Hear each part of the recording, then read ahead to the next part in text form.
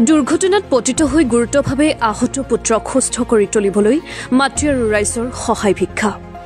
লখিমপুৰ জিলাৰ নৱগঠিত ৰঙানদী সমষ্টিৰ ত্ৰিক্ৰম পঞ্চায়তৰ অন্তৰ্গত ২ নং জকাই পেলোৱা বৰখেত কাঠনি ৱাৰ্ডৰ ধূলি মুণ্ডাৰ সৰু পুত্ৰ ৰাজেশ মুণ্ডাই যোৱা সৰস্বতী পূজাৰ দিনা মটৰ চাইকেলেৰ বান্দৰদুৱাৰ পৰা মোবাইল এটা কিনি আহি থকা অৱস্থাত ঘৰৰ ওচৰৰ চমুৱা চাৰিআলিত নিয়ন্ত্ৰণ হেৰুৱাই দুৰ্ঘটনাত পতিত হৈ হাত ভৰি আৰু মূৰত গুৰুতৰভাৱে আঘাতপ্ৰাপ্ত হয়।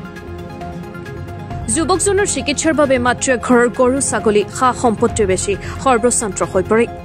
তথাপিও পুত্ৰ সুস্থ নোহোৱাত এতিয়া উন্নত চিকিৎসাৰ বাবে মাতৃয়ে উপায়বিহীন হৈ সংবাদ মাধ্যমৰ জৰিয়তে ৰাইজৰ ওচৰত আৰ্থিক সহায় ভিক্ষা খুজি পুত্ৰক সুস্থ কৰি তুলিবলৈ কাতৰ প্ৰাৰ্থনা জনায়। স্থানীয় ৰাইজেও এই দুখীয়া দিন হাজিৰা কৰি থকা পৰিয়ালটোক সহায়ৰ হাত আগবঢ়াবলৈ কাতৰ আহ্বান জনায়। ইচ্ছুক ব্যক্তিয়ে সামৰ্থ্য অনুযায়ী আৰ্থিক সহায় কৰিব বিচাৰিলে ৰাজেশ মুণ্ডাৰ ককাইক বিজয় মুণ্ডাৰ উল্লেখিত বেংক একাউণ্টত জমা দিব পাৰিব। একাউণ্ট নম্বৰ হৈছে 4244394407 IFSC কোড SBIN 0010759 যোগাযোগৰ নম্বৰ 9394954227। ব্ৰেইনত আপোনাৰ 35টা চিলনি পৰিছে, তাৰ পৰা 35টা চিলনি পৰিছে। আপোনাৰ বাউসী মানে হাড় ভাগিছে বুলি ৰিপৰ্টটো পাইছোঁ। তাৰ পৰা অকণমান কামি হাড় তাৰপৰা ডিব্ৰুগড়লৈ মানে একদম ক্ৰিটিকেল ইয়াত কৈ দিলে যে 20% মানহে চান্স আছে, আপোনালোকে যিকোনো প্ৰকাৰে মুঠতে সোনকালে পোৱাওক। আহ্বান জনাব।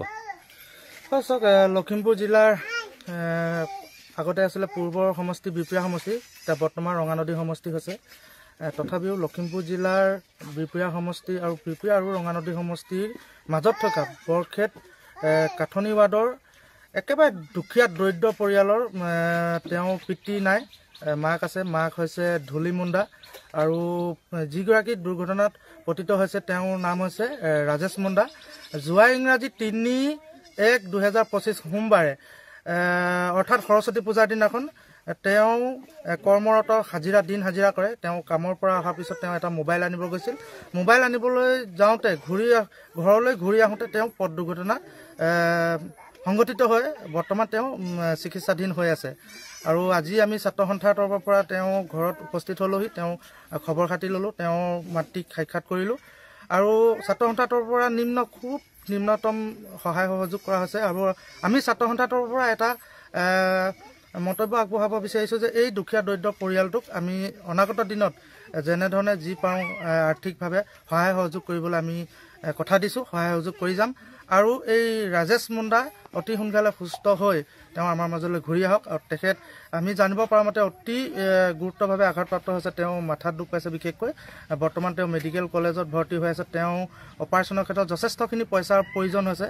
গতিকে অসমীয়াত এষাৰ কথা আছে, ৰাইজে নখ জোকাৰিলে নৈ বয়। গতিকে অসমবাসী ৰাইজক তথা এই অঞ্চলটোৰ সমস্ত ৰাইজক মই গুহাৰি জনাইছোঁ, অনুৰোধ জনাইছোঁ যে বিনম্ৰভাৱে অনুৰোধ জনাইছোঁ তেখেতসকলে ক্ষুদ্ৰতম যোনে যেনেকৈ যি ধৰণে পাৰে সহায় সহযোগ আগবঢ়াওক, যাতে এই ৰাজেশ মুণ্ডা নামৰ সৰু 20 বছৰীয়া ল'ৰাটো যাতে আমাৰ মাজৰ পৰা হেৰাই নাযায়, আমাৰ মাজলৈ পুনৰ যাতে তেওঁ ঘূৰি আহে, তাৰ কাৰণে আপোনালোকৰ আশীৰ্বাদ আৰু দিহা পৰামৰ্শ মই কামনা কৰিছোঁ।